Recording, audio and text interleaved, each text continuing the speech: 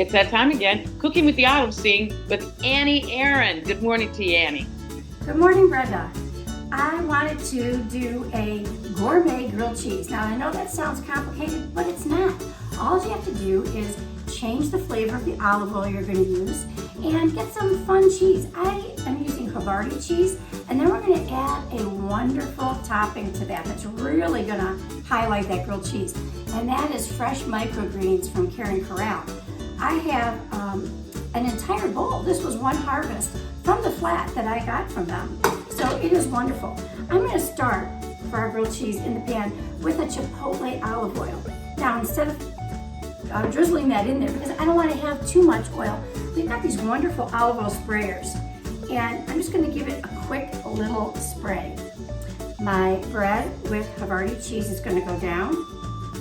I diced up a little bit of tomatoes, and then, the microgreens. Now, don't hold back. The flavor is wonderful, and people will be opening up their sandwich to get more in there.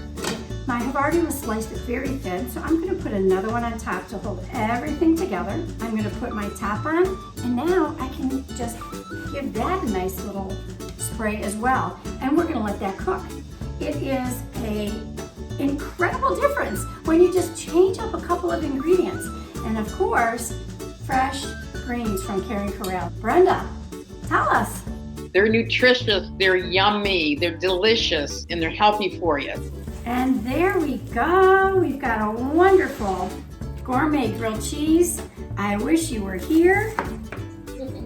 It is going to be, it's too hot to pick up. It's going to be delicious.